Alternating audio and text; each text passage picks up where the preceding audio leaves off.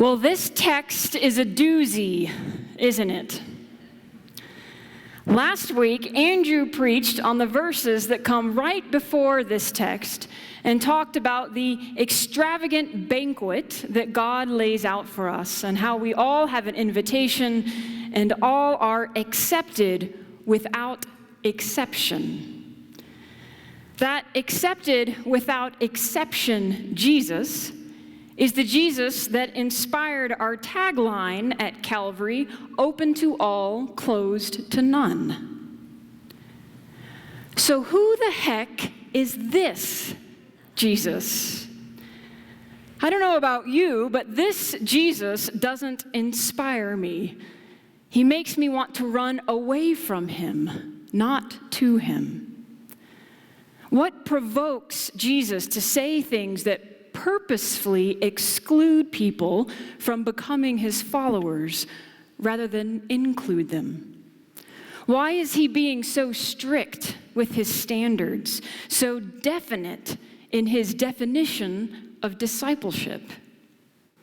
Why would Jesus ever say, "Whoever comes to me and does not hate father and mother, wife and children, brothers and sisters, cannot be my disciple"? After all, Jesus loved his mother so much that as he was dying on the cross, he wanted to make sure she was taken care of. And so as she stood next to his disciple John, he said to her, "Woman, here is your son."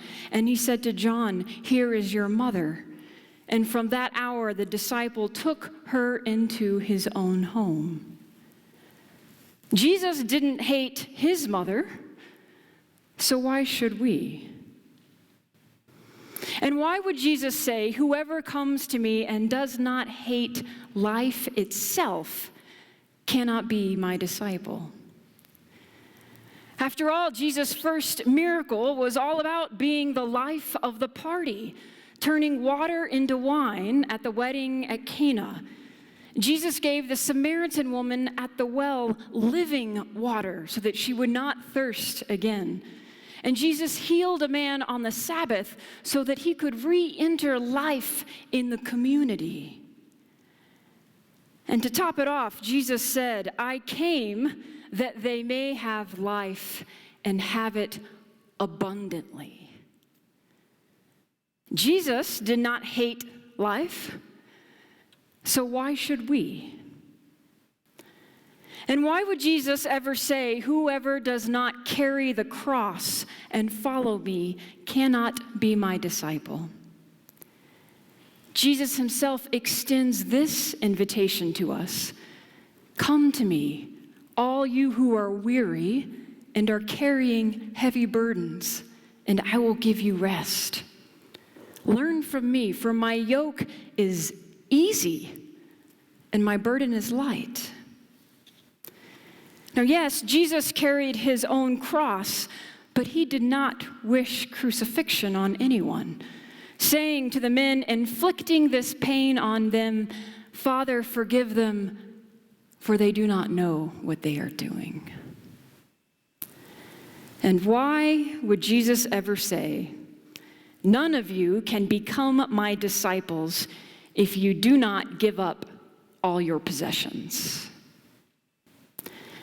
Actually, that last one kind of makes sense, because Jesus is always telling people to share their stuff, leave their home, and give their money away to the poor.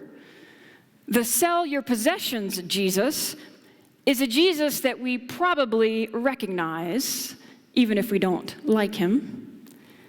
But this hating your family Jesus, this willingly suffer Jesus,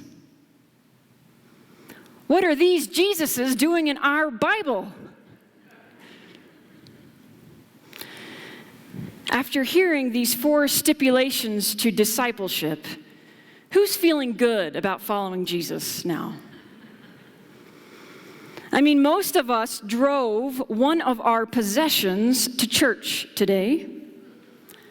Many of us are sitting with a beloved family member or two, or perhaps near some dear friends.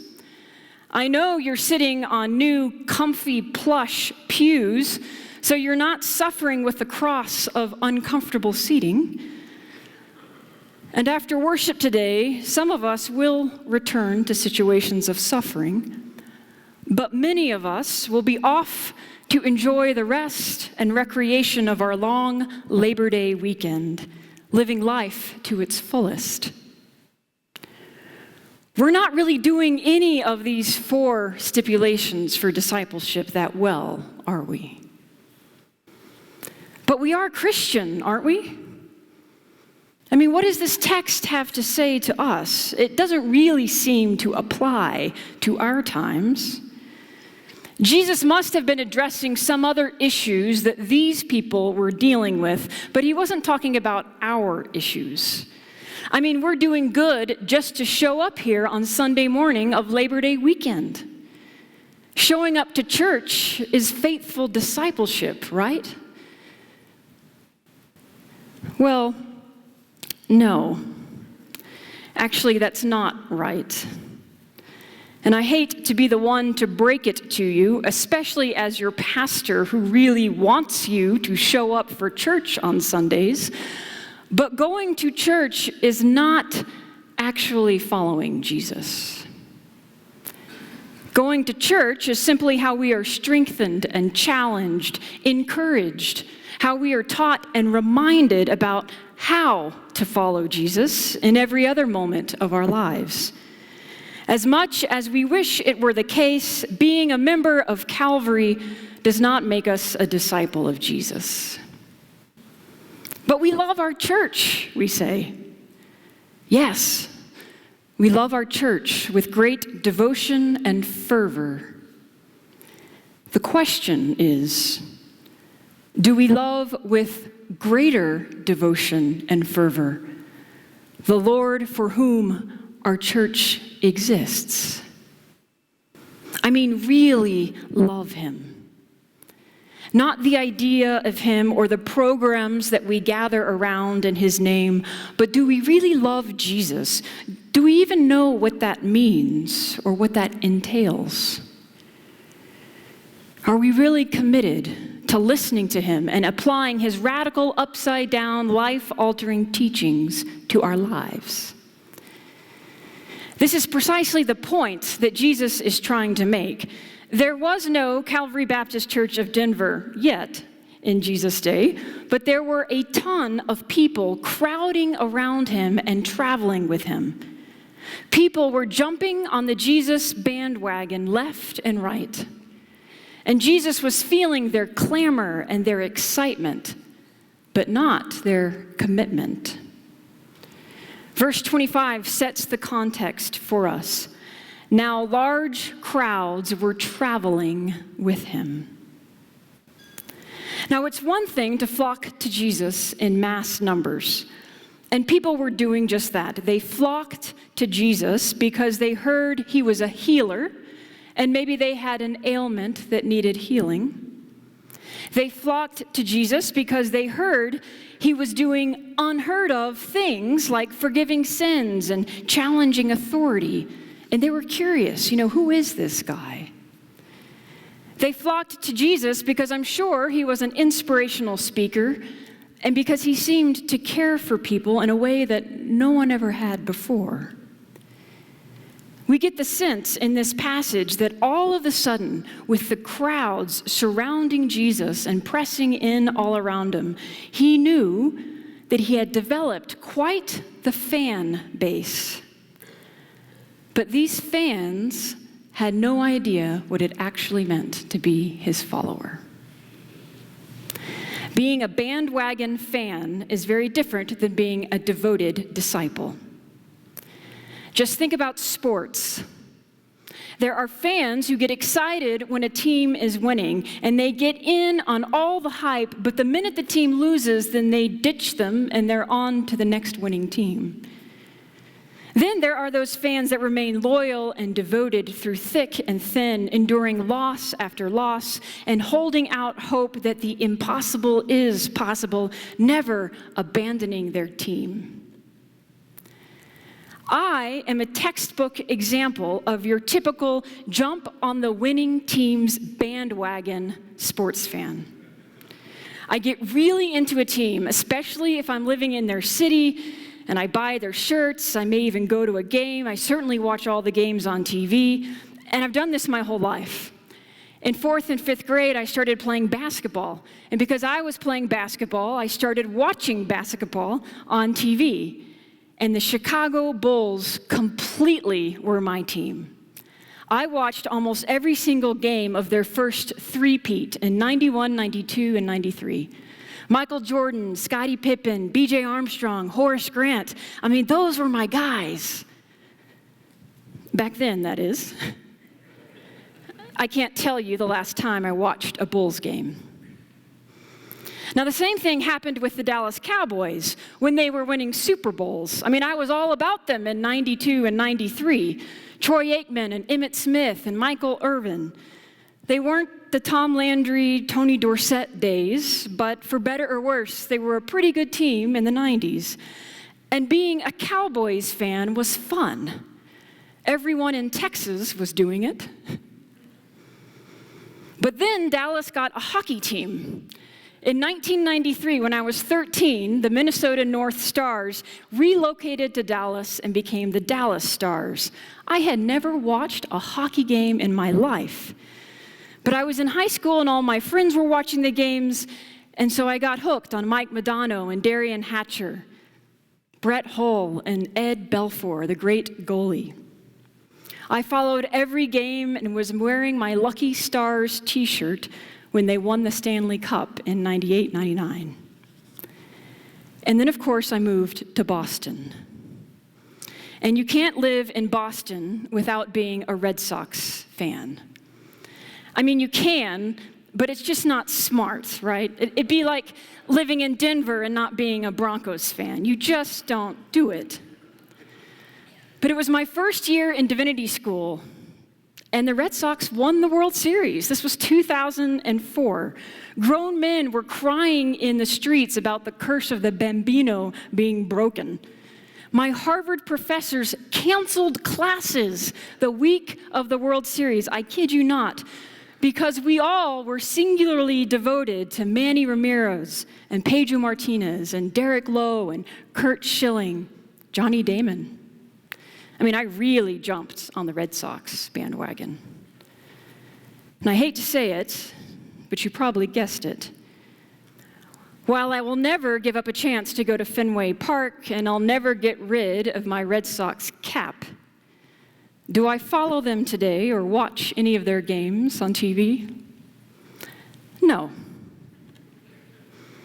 So what is that about? Why am I such a bandwagon sports fan? I think it's because it's fun to be part of something. And when a team is winning, it's fun to be part of that journey to victory and that victory itself. I mean, everyone is talking about it, and who doesn't want to be talking with everyone about the thing that everyone's talking about? Now, I'm not proud of my bandwagon sports fan status, but my history shows that it's pretty solidified. I will probably never be a devotee of one team. Except for the Broncos, of course, while I'm here in Denver. K-Knight, I saw a worried look on your face. My colleague Andrew, however, has a far better spirituality of sports about him. Andrew is the real deal. He is a die-hard Cubs fan. Through loss after loss for so many years.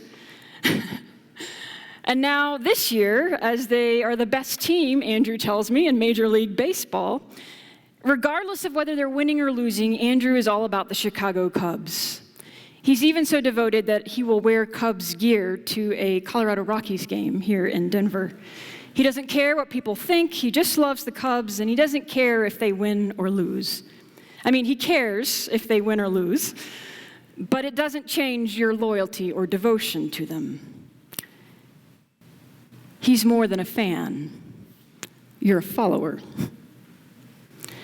If Jesus were around today, I would be one of the ones in the crowd, a bandwagon fan, if you will, flocking to Jesus to see what he was all about, getting excited when he did something cool like a miracle, but perhaps ditching him when he appeared to lose, like when he died on the cross. But I bet Andrew would be more of a true follower, a disciple. You would journey with him even through his suffering. What's the point of all of this? Well, following Jesus means losing the protection and anonymity of the crowd and of all that is familiar and popular and culturally acceptable. It means going out on a limb and exposing yourself. It means detaching yourself from your possessions, letting go of all the stuff that grounds you to a certain way of life so that you can truly be grounded in God alone, going wherever that ground leads you. It means being willing to carry your cross, which is to say, being willing to suffer. The fact is, we don't need to be willing to suffer. We will suffer. It's part of life. But how we deal with suffering says a lot about whether we are a fan or follower. Do we despair, or do we hold out hope? And yes, apparently following Jesus even means hating your family and those you hold dear. A word about the word hate. I know you're all curious about this. The Greek word used for hate here is missio. Missio, in its Attic Greek roots, has within it more of a sense of separation or rejection from one thing to another, more than it does that psychological sense of hatred that we think of, that is anger and emotional and a sense of being against something. F.F. Bruce points out in his book, The Hard Sayings of Jesus, that there is throughout the Bible a tendency to use the word hate when what is really meant is a secondary form of love. When God says things like, Jacob have I loved, Esau have I hated, the meaning is not that God literally hates Esau or his kin, but rather that Jacob was preferred over Esau, and that Esau therefore received love, but it was a love that was a little bit less in intensity and in scope. No matter how you read the word hate, whether you read it literally, whether you read it as more of a rejection of or separation from, or as a second-tier kind of love, the point is the same. To be a disciple, Jesus comes first. Everyone else comes second. Everything else comes second. And it's a distant second. In Jesus' day, the family and the home place were the anchoring system of society. That's not necessarily the case for all of us today. Many of us go off to college and move away from home, and we don't live near our nuclear family. It means something different today than it did back then. But for those of us who are not bound to our families by geography, the question for us becomes, what are we bound to? And can we hate that enough, or love that less enough, so that we can focus our full attention on Christ? Many of us are bound by our busyness or our business. Some of us are bound by our homes or our neighborhoods and school districts. We're bound by our extracurriculars, our sports teams. We're bound by the mountains. We might even be bound into old ways of thinking and being in the world that have become well-worn habits and ruts in our life that no longer serve us. What do we need to let go of or detach from, to put behind us or to leave, in order to be ready to fully follow Jesus on some new path or road? You see, being a fan of Jesus is something we do on our own terms, but being a follower of Jesus is something we do on his terms.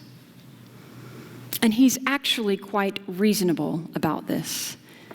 Did you catch the examples that he gave to his listeners? Imagine if you want to build a tower. Wouldn't you sit down and figure out how much that tower costs so that you make sure you have enough money and you don't start building the tower and then have to quit halfway through and listen to everyone mock you, saying, "Look at that guy who started something he couldn't finish." That's a pertinent example for Jesus' day and maybe our day too. But perhaps think of it in these terms. What coach would put a quarterback into a game if he knew that that quarterback was not committed to the team or to winning? What employer would hire an employee who said, I really don't want to work for this company?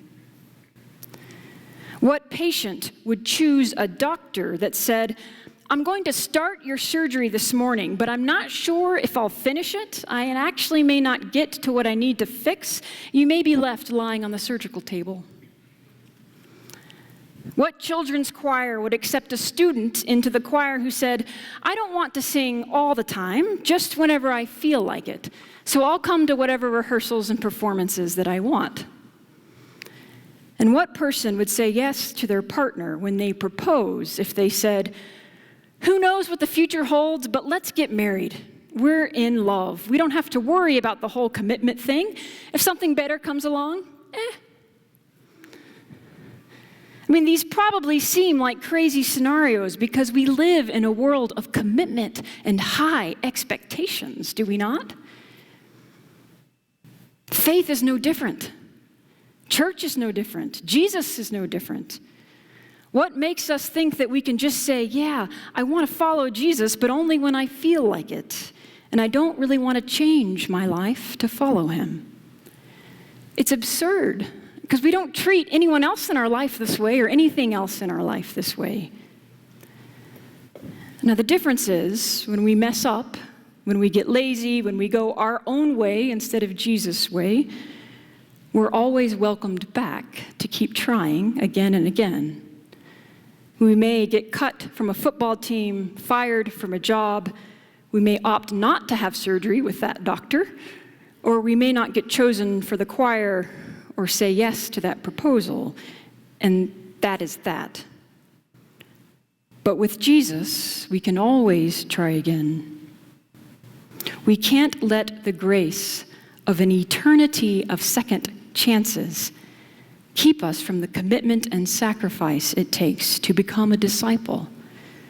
Because discipleship is what makes a difference in our world, actually doing something, not just feeling something. Is following Jesus the thing that truly shapes your life and reprioritizes everything for you? Or are you more of a bandwagon fan, flocking to him when you have time to make it to church, or time to feel like you're ready to pray, or when you can fit something into your schedule, like helping the hungry or homeless? I'm not trying to give you a guilt trip here, because trust me, I've been grappling with this text all week, and I feel just as convicted, if not more convicted, probably than you do. But I'm just trying to convey Jesus' message to the crowd of people in my midst, as he did to the crowd of people in his. I think that he just wants us to see and acknowledge that faith is not a free pass to an easy life. Faith is a commitment that requires sacrifice of some kind in order for it truly to make a difference. It won't be an easy life, but it will be a good life. A life with purpose that affects more lives than just your own or your family or your clique of friends or your church community. It'll be a life that starts to upend life for all of us until we see and experience around us the kingdom of God, instead of seeing and experiencing things around us that feel like, the kingdom of our clan or our culture or our comfort. Today we have the chance to set the reset button. If it feels like suffering to make some adjustments in your life, you're probably on the right track.